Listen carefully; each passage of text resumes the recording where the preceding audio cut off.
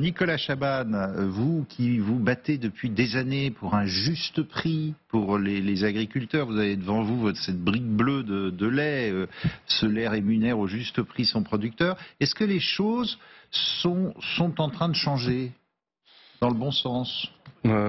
C'est pas très visible, hein, le changement. Il y a, rendez-vous compte, cette loi votée il y a 3 jours, qui ne prévoit rien sur un élément clé, c'est la rémunération des producteurs. Il y a des choses à faire dans l'environnement, dans les conditions de travail pour eux, bien sûr. Mais la grande sœur de toutes les solutions, c'est quand même le fait que celui qui travaille tous les jours soit rémunéré au juste prix. Vous connaissez les chiffres effrayants, 400 € pour une trop grande proportion de producteurs, 400 € par mois. Les producteurs de lait, c'est 2 traites par jour, 6h30 le matin, 18h30 le soir, le vendredi, il n'y a pas de week-end. On fait aussi la traite du samedi, du dimanche. Ces gens qui nous nourrissent tous les jours, ils ne demandent pas grand-chose, hein, pas 3 semaines de congé en plus, juste arriver à nourrir leur propre famille.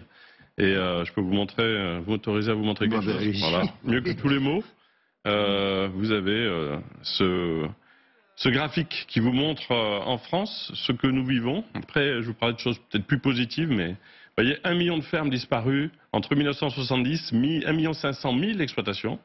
Et vous avez en bas 390 000 exploitations. C'est ce qui reste aujourd'hui, en sachant que l'INSEE dit dans 5 ans, la moitié des producteurs partent à la retraite. Comment imaginer que l'avenir se fasse sans les producteurs? Ils nous nourrissent tous les jours. C'est ce qu'on a essayé de rappeler. Alors après, c'est vrai qu'il y a des solutions. Pardon, je allez-y, lesquelles, fais une présentation de nos... Voilà, mais on a fait la même chose ce matin avec Emmanuel Macron. Oui, vous l'avez rencontré pendant 20 minutes. Hein. Oui. C'est lui qui a souhaité comprendre comment fonctionnait cette initiative. Alors justement, on l'écoute, le président qui échange en ce moment avec les agriculteurs, et on vous réécoute juste après. On sent bien quand même dans ce dialogue compliqué, hein, un président qui explique on a fait ça, on a fait ça, on a fait ça, puis face à lui, une éleveuse qui dit bah oui, vous êtes bien gentil, mais nous on n'en sent pas encore les résultats, c'est loin. Ouais, côté consommateur, ce que vous soulignez là pendant l'intervention, on ne comprend plus, alors qu'il n'y a pas une priorité, il y a beaucoup d'urgences dans notre société, mais vous conviendrez qu'il n'y a pas une priorité plus grande que de nous assurer de pouvoir nous nourrir tous les jours. Et là, on arrive à un stade, sans être alarmiste, on n'a jamais été, où quand vous avez un fruit et légumes sur 2 qui vient de l'extérieur, les poulets sont importants en grande quantité, le beurre n'est pas en majorité français, eh bien, on peut se demander dans quelle mesure, avec le contexte géopolitique dont vous parlez souvent aussi, les bateaux du bout du monde qui nous amènent de la nourriture, comment on est sûr qu'ils arriveront jusqu'à nous dans un marché ouvert, où on l'a vu avec les masques en période de Covid, si quelqu'un achète plus cher des masques, il se retrouve ailleurs. Ça, c'est une donnée en tant que consommateur qu'on ne comprend pas. Et pour rebondir sur ce qui est dit, pourquoi il n'y a pas un lundi matin en France où un gouvernement, qui va s'assurer d'ailleurs un immense succès populaire, explique qu'on va protéger les gens qui nous nourrissent et qui travaillent tous les jours pour remplir nos assiettes. Voilà. Quand ils sont dans les rues... C'est ce qui est dit dans le projet agricole qui a été voté là. Hein. C'est ce qui est dit techniquement, mais ça ne redescend pas. Général, on parle d'intérêt général. Voilà. Alors, parce que politiquement, ils auraient un immense succès, on est tous d'accord, même quand ils bloquent les routes, il y a 9 Français sur 10 qui disent on est encore derrière les producteurs. Pourquoi cette priorité, cette urgence ne s'élève pas en premier niveau d'urgence? On l'a vu avec la baisse des exploitations en France, 27 exploitations par semaine mettent la clé sous la porte en France. Je vais vous montrer maintenant ce qu'il faut rajouter sur nos achats. Pardon, Oui, allez-y, la solution. Voilà, la solution, parce qu'on essaie de pas... voilà. Mais je crois que... Alors, allez-y, c'est quoi la solution? Vous avez ici, pour nous, d'abord un petit mot. Il y a 30% de familles qui ne peuvent pas rajouter 1 centime sur leur consommation. On n'oubliera jamais ces familles. Il faut trouver des solutions. Voilà, je vais baisser parce que on l'a à l'antenne. Vous avez pour 70% d'entre nous la possibilité de sauver des centaines de familles, des gens qui nous nourrissent à l'autre bout. Vous voyez sur le lait, c'est 4,95 € par an. On prend les 8 centimes. Il faudrait rajouter. Rajouter sur notre consommation annuelle de lait. Vous voyez pour les œufs, c'est moins d'un demi-centime par œuf, 1,10 € par an. Vous avez donc, pour les cerises qui arrivent bientôt et les pommes, on est à 60 centimes par an. Le calcul est toujours le même, on consomme 400 grammes de cerises par an et par habitant, 1,50 € manque aux producteurs. Voilà le vrai chiffre de ce que sans doute 70% de gens en France peuvent ramener vers les producteurs. Mais pourquoi est-ce qu'on serait les seuls, nous les consommateurs, à faire cet effort-là? Que ça soit pas fait en fait, pour comprendre. Ce centime, il n'est pas reversé quand on achète des cerises, ou alors c'est 4 € par an quand on achète du lait. C'est une merveilleuse question, c'est un problème de transparence, c'est-à-dire que quand vous êtes un distributeur ou une grande marque, par défaut, vous savez, c'est comme dans le film Kaiser Soze dans Usual Suspect, on ne sait pas qui bloque, mais quelqu'un bloque. Nous, on le cherche encore, on voudrait lui parler, nous consommateurs, lui dire qu'on n'est pas à mettre des centimes, mais il y a par défaut une culture de le prix le plus bas est la seule boussole. En fait, ce qu'on a réussi à montrer, c'est qu'avant cette brique de lait, on ne pouvait pas, même pas sauver un producteur en achetant du lait, ça n'existait pas. Dès que le lait est apparu, il est devenu le lait le plus vendu de France hors MDD. Ça veut dire que dès qu'on est sûr, nous consommateurs, que les centimes vont aux producteurs, ça devient un immense succès. Et là, c'est pas vous qui gagnez de l'argent, hein, c'est le producteur. Non, alors, oui, on précise bien... Donc la brique, elle est à quoi? Elle est à 1,27 €, là, je vois ça sur le... 1,27 €, c'est le prix final. Vous avez 54 centimes vers le producteur, ce qui est la rémunération la plus haute de France. Et ce prix est demandé par le producteur et seulement lui. Et dans la démarche qui a fait sans doute son succès, c'est qu'on n'est pas une entreprise traditionnelle, on est une coopérative. Il n'y a pas de centimes qui partent dans des dividendes. La structure ne peut pas être revendue, il ne peut pas y avoir d'action financière. Vous n'êtes pas Lactalis?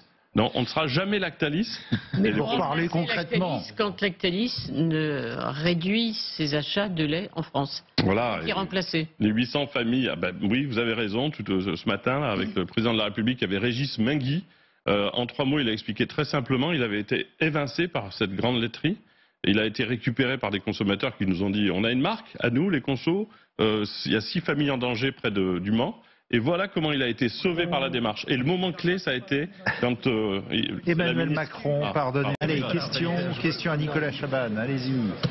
Qu'on sent passionné sur le sujet. Non, mais ce qui est passionnant avec l'échange qu'on vient de voir l'agriculteur, c'est à quel point aujourd'hui il faut mine de rien se battre, parce qu'on importe mine de rien la majorité de nos produits. Il y avait une note, peut-être la seule vraiment intéressante, du Haut Commissariat au Plan qui expliquait comment en fait sur la ratatouille, un produit quand même très très banal, les aliments on importait en gros, c'est un déficit commercial de 650 millions d'euros. Donc en fait il faut aussi, c'est vrai, presque totalement rééduquer les gens à apprendre à bien choisir leurs produits, connaître, cuisiner avec les saisons, ce que commence à faire aussi beaucoup de chefs, etc. C'est-à-dire qu'il y a une véritable culture en réalité à remettre sur la table pour que ce soit agriculture, restauration, nourriture et prix accessible. Mais il y a un problème pour arriver à tout ce que vous décrivez, c'est de la transparence.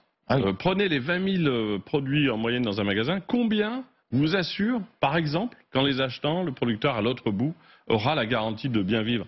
C'est pas possible aujourd'hui que nos achats nous associent indirectement, nous consommateurs, au fait qu'il y ait un producteur très mal à l'autre bout. Donc il y a un besoin de transparence, la preuve est faite. C'est le seul moment où ça va être un peu auto-centré sur la démarche, si vous me permettez, mais c'est pour donner de l'espoir aux autres marques. Oui. Cette aventure, elle est née en 2016. Lait le plus vendu de France, les 2 beurres bio les plus vendus de France. Et là, récemment, on nous appelle, alors c'est le 3e petit volet qu'on a présenté ce matin. Voilà, et bien regardez ça, et ça c'est plein d'espoir. Vous avez ici, voilà, je le monte encore, voilà. Vous avez en haut, c'est Nielsen, c'est un organisme qui mesure ça, qui nous appelle un jour en disant... On l'a. Les marques en France, depuis 10 ans, le monde économique crée des marques. Dans l'agroalimentaire, il n'y a pas une marque qui se vend plus... créé depuis 10 ans que c'est qui le patron, la marque créée par les consommateurs. C'est plus un détail. Et c'est la plus vendue, plus de 128 millions par an, pas parce qu'elle est la moins chère, mais parce qu'elle est solidaire. C'est-à-dire que ce chemin, cet autre chemin, qui sauve des producteurs, qui nous le rendent bien en remplissant nos assiettes, il faut qu'on puisse le faire. Vous le disiez tout à l'heure, comment ? C'est pas normal qu'il n'y ait qu'une démarche comme c'est qui le patron. Il devait y avoir 30 démarches dans tous les rayons. Et on invite d'ailleurs d'autres gens à acheter comme lait comme Cantavélote et d'autres laits aussi très vertueux. Mais vous allez au-delà du lait. Le projet, c'est d'élargir un peu les produits que vous pourrez vendre. C'est-à-dire des fruits, légumes, ce qui est important parce qu'on disait tout à l'heure, on en importe 50%.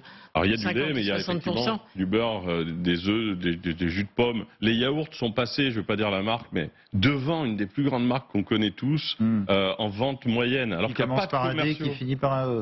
Voilà, c'est ça. avec aucun commerciaux dans les magasins et je ne voudrais pas le dire ici, mais pas d'énormes campagnes de pub, il n'y en a pas. Merci. Donc, ça veut dire, allez-y. Ça veut dire que pour répondre à votre question, oui, là l'urgence c'est les fruits et légumes.